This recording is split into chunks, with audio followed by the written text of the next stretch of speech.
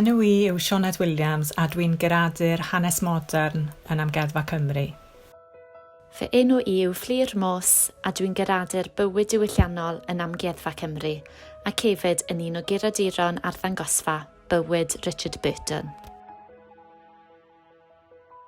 Ganwyd Richard Walter Jenkins ym Mhontryd y Fen ar y 10 o Dachwedd 1925. Safai cartref y teulu yng nghysgod yr hen draphont ddŵr yn Nyffryn Dramatig Afon Afan. Roedd Richard yn un o 11 o blant, ond cyn oedd yn 2 oed, collodd ei fam, Edith, a fu farw o septicemia 6 diwrnod ar ôl geni brawd bach Richard, Graham. Ar ôl marwolaeth ei mam, cyfrifoldeb y plant hŷn oedd gofalu am Richard a Graham. Glywwr oedd ei tad, Dick Bach, neu Daddy Ni yw blant, ac roedd yn alcoholig hefyd. Yn ffodus i Richard cafodd gartref gan ei chwaer hŷn, Cecilia, neu Sis, a'i gŵr newydd Elfed oedd hefyd yn lywwr. Roeddent yn byw 4 milltir lawr y dyffryn yn Nhai Bach, ardal yn nhref ddir Port Talbot. Mae o'n chydig filltiroedd sydd rhwng Mhontryd y Fen a Thai Bach, roeddent yn 2 fyd gwahanol iawn i Richie Jenkins. Cymraeg oedd ei iaith gyntaf, ond Saesneg oedd prif iaith Thai Bach. Pam aeth i'r ysgol, roedd yn cael trafferth dilyn y gwersi Saesneg mae'n debyg. Parhaodd y cysylltiad â phetre Cymraeg Mhontryd y Fen. Roedd Richard yn dal yn agos i'w frodyr a'i chwiorydd a byddai'n mynd i ymweld â nhw'n aml. Dyma lun prin o Richard Burton yn fachgen ym 1936 pam oedd yn 10 mlwydd oed. Sis oedd yn berchen ar y llun hwn ac mae wedi'i drwsio gyda thap ar y cefn. Mae'n rhaid fod y teulu yn ei drysori. Pasiwyd y llun drwy'r teulu i Rhiannon merch Sis, sef nyth Richard oedd wedi ei benthyg i'r arddangosfa ynghyd â nifer o eitemau teuluol eraill. Un o'r llefydd cyntaf i ni ymweld â wrth i ni chwilio am wrthrychau a gwisgoedd yn ymwneud â Richard Burton oedd y Royal Shakespeare Company yn Stratford. Braint oedd cael mynd i'w storfeydd yn llawn trigareddau, gwisgoedd a props, ac ymhlith y drysor roedd yna wisgoedd a wisgwyd gan Richard Burton ei hun. Benthycwyd 2 wisg o'r RSI ar gyfer yr arddangosfa, siaced felfed a wisgwyd gan Richard yn Henry V, a dwbled ffelt a wisgwyd gan Richard yn Henry IV Part 2. Roedd Richard yn 5 ar 20 oed pan berfformiodd yn y gwisgoedd yma yn Stratford yn 1951.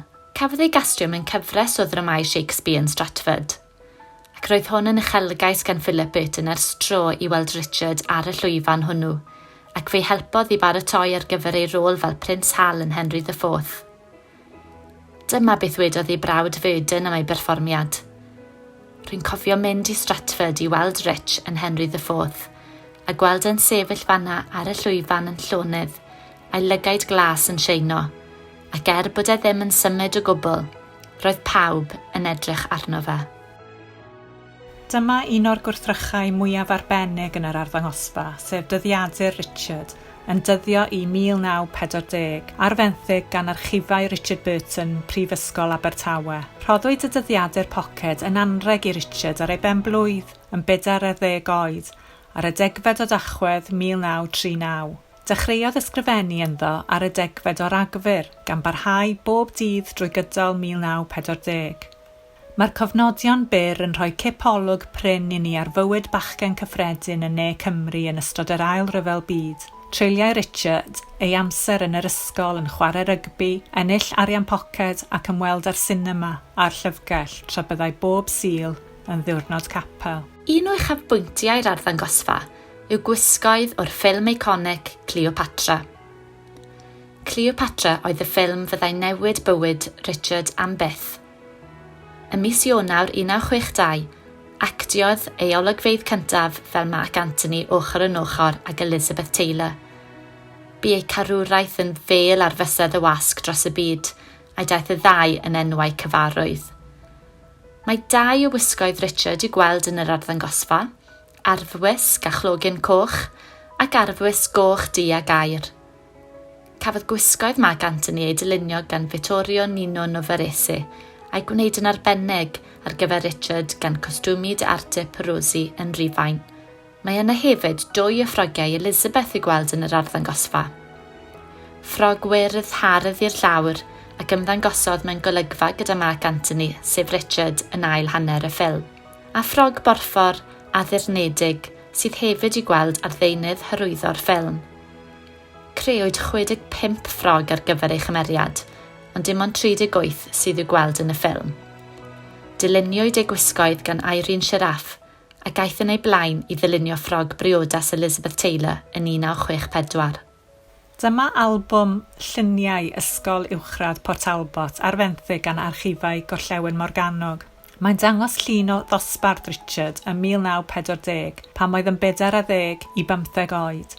Dyma'r flwyddyn y cadwodd ei ddyddiadur poced. Roedd Ysgol Uwchradd Port Talbot yn un o 2 ysgol ramadeg yn y dref, a Richard oedd y cyntaf o'i deulu i fynd i ysgol ramadeg. Gwaith llaw Richard yw'r hambwrdd syml yma o Bren. Fe wnaeth yn ei wersi gwaith coed tra'n yr ysgol ac fe rhoddodd yn anrheg i'w chwaer Sis a oedd wrth ei bodd. Cadwodd Sis yr hambwrdd ar hyd ei hoes ac mae dal yn cael ei drysori gan y teulu. Mae Richard yn cyfeirio at ddechrau gwneud yr hambwrdd yn ei ddyddiadur poced yn 1940. Ar yr un diwrnod ysgrifennodd hefyd am ei athro, Philip Burton, am y tro cyntaf yn y dyddiadur.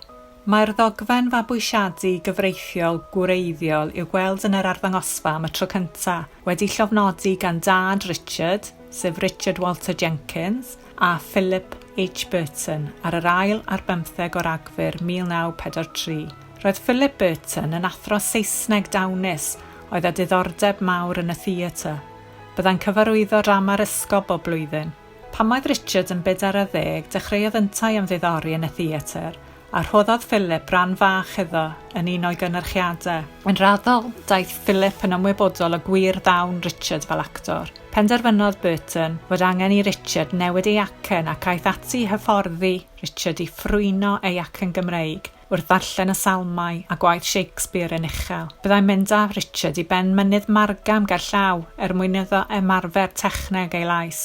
Cytunodd y teulu dylai Richard symud at Philip Burton i'w leti ar stryd Connaught, Port Talbot. 4 mis yn ddiweddarach talodd yr holl wersi preifat ar gwaith caled ar ei canfed wrth i Richard basio ei aroliadau ac ennill y meitric neu dystysgrif ysgol ym mis Gorffennaf 1943. Ym mis Rhagfyr y flwyddyn honno, daeth Philip Burton yn warcheidwad cyfreithiol i Richard a newidiodd Richard ei gyfenw o Jenkins i Burton. Dyma'r raglen ar gyfer premier y ffilm The Last Days of Dolwyn yn Ne Cymru yn Cinema Olympia Caerdydd yn 1949. Aeth y teulu Jenkins i weld perfformiad cyntaf Richard ar y sgrin fawr a cadwodd Neith Richard, sef Rhiannon, gopi i gofio am yr achlysur.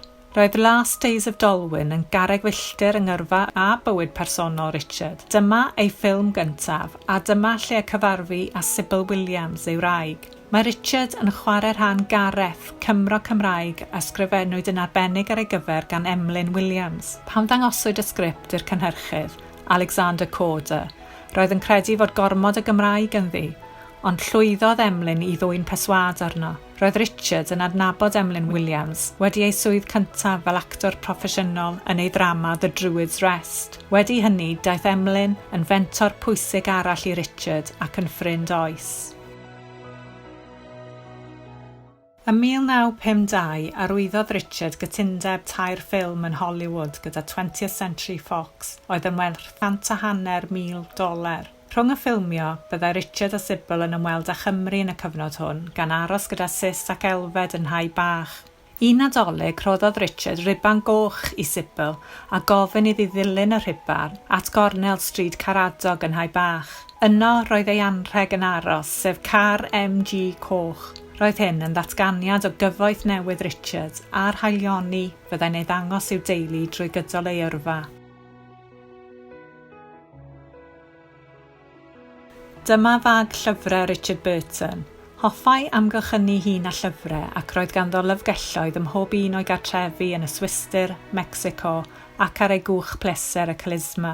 Wrth deithio'r byd byddai'n cario casgliad o lyfrau yn ei fag pwrpasol fel llyfrgell symudol. Byddai'r bag yn dal tua 10 llyfr ac ynghyd â chloriau meddal, roedd y bag hwn wastad yn cynnwys gweithiau cyflawn Shakespeare, yr Oxford Book of English Verse, geiriaduron a chopi o'r Beibl Cymraeg. Mae'n debyg yr oedd yn cadw copi o In Parentheses gan David Jones wrth ei wely o hyd. Cofiodd ei ferch Kate Burton un achlysur pam gollodd y llyfr, a tra roedd yn chwilio amdano yn ei lyfrgell yn Selini y Swistir, cwympodd y copi allan o'r silff lyfrau tu ôl iddo. Mai canran fechan o lyfrgell gwreiddiol Richard sy'n cael ei arddangos yn yr arddangosfa, mae'n datgelu ystod eang i ddarllen. Ei brif ddiddordeb oedd llenyddiaeth, ond roedd hefyd yn mwynhau darllen cofiannau, llyfrau hanes, gwleidyddiaeth a nofelau detectif. Mae nifer o'r llyfrau yn cynnwys nodyn gan yr rhoddwr, teulu, ffrindiau a llenorian, a oedd yn gwybod y byddai pob llyfr yn cael ei werthfawrogi a'i drysori gan Richard yn ei lyfrgell, sef ei hoff encilfa. Un o fy hoff bethau yn yr arddangosfa yw'r wal liwgar yn llawn o posteri ffilmiau yn syrenu Richard Burton.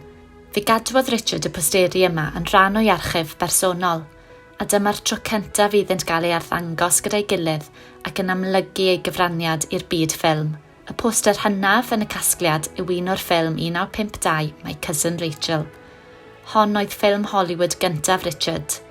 Cafodd ei enwebu am Oscar, ac yn sydyn roedd yr actor llwyfan Shakespeareaidd yn seren ffilm ryngwladol. Cafodd y ran wedyn yn The Desert Rats ac yn webiad Oscar arall am ei ran yn The Robe. Wrth edrych ar y posters gyda'i gilydd, mae'n syndod gymaint o ffilmiau am naeth Richard gydag Elizabeth, 11 ffilm i gyd.